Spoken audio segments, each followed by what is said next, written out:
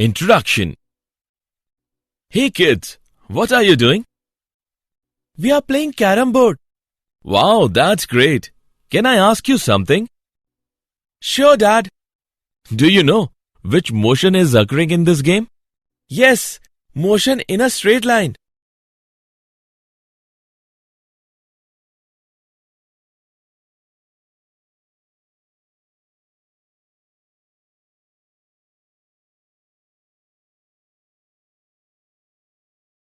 Objectives.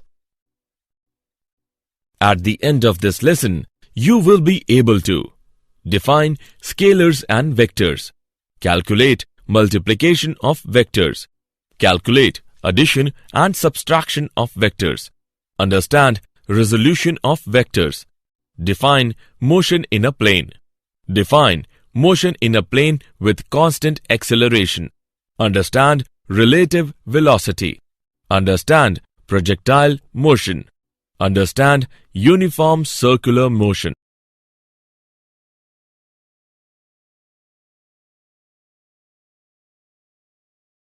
Definition. Motion of an object in two dimensions is known as motion in a plane. In our daily life, we can see many activities in which motion is done in two dimensions. For example, an object fired into the air moves in a vertical two-dimensional plane.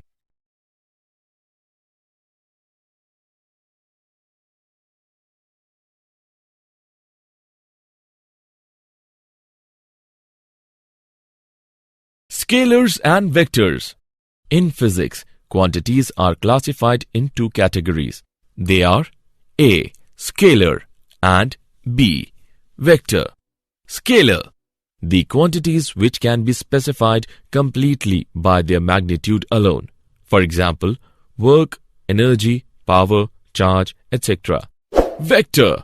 The quantities which can be specified completely by their magnitude and direction. For example, displacement, velocity, acceleration, force. The geometric representation of a vector is done by an arrow. Position vector represents the position of a particle with respect to any other point.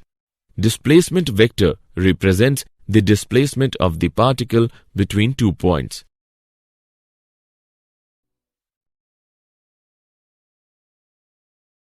Multiplication of vectors. When a vector A is multiplied by a number say n, we obtain a vector V given by V vector is equal to n into A vector. Let's take an example. If a vector A is multiplied by 2, the resultant vector 2A vector is in the same direction as A vector and has a magnitude twice of A vector.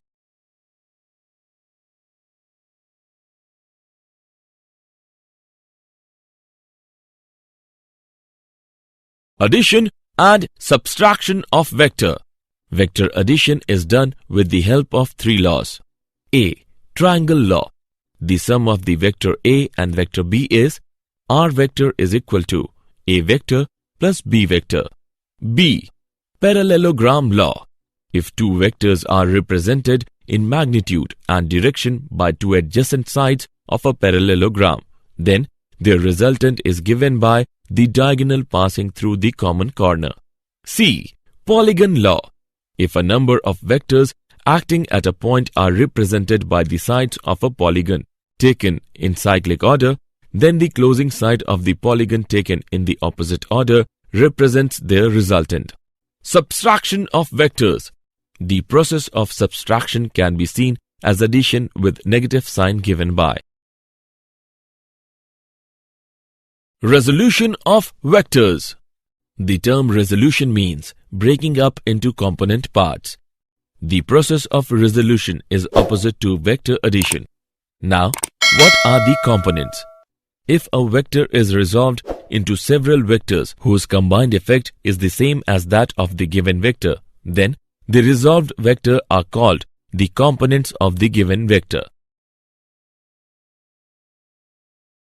Motion in a plane. Let's see motion in two dimensions using vectors, position vector and displacement. The position vector R of a particle P located in a plane with reference to the origin of an XY reference frame is given by R is equal to XI double dash plus YJ double dash. A particle moves along the curve and is at P at time t and P dash at time t dash. Then the displacement is delta R is equal to R dash minus R. By putting values, we get delta R is equal to I double dash delta X plus J double dash delta Y. In one dimension, the velocity and the acceleration of an object are always along the same straight line. However, for motion in 2 or 3 dimensions, velocity and acceleration vectors may have any angle between 0 degree and 180 degree between them.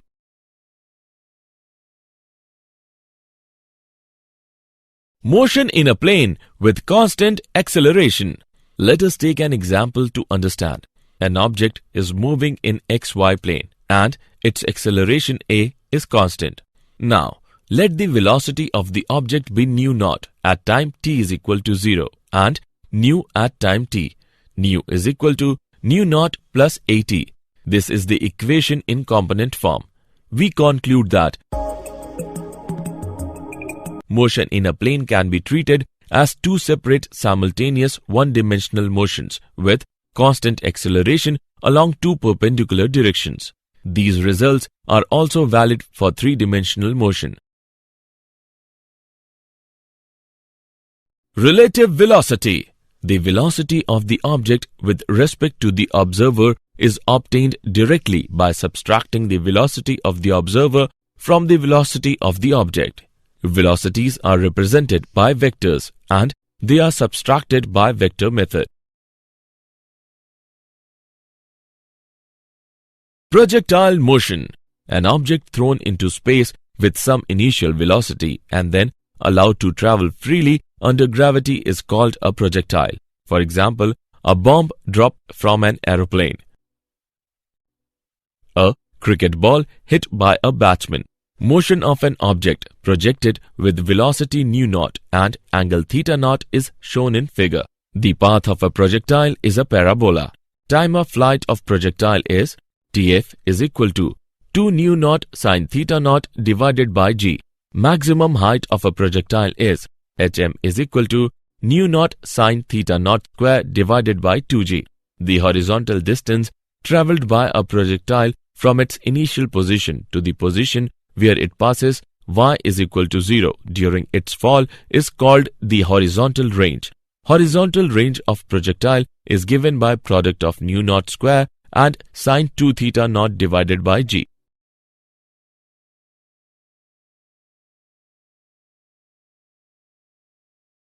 Example. Let's take an example of projectile motion.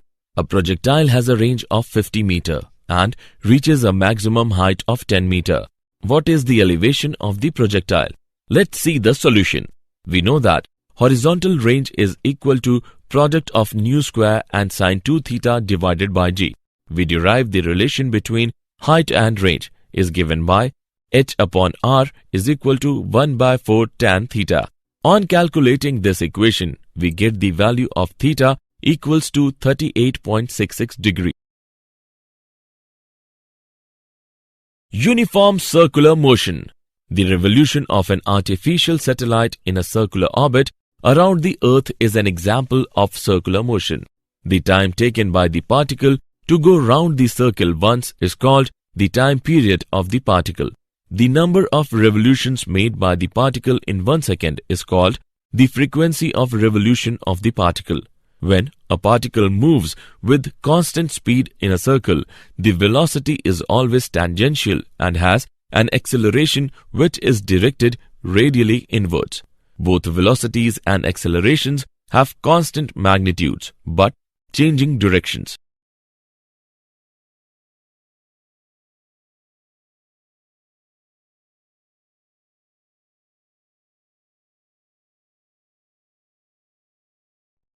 Did you know?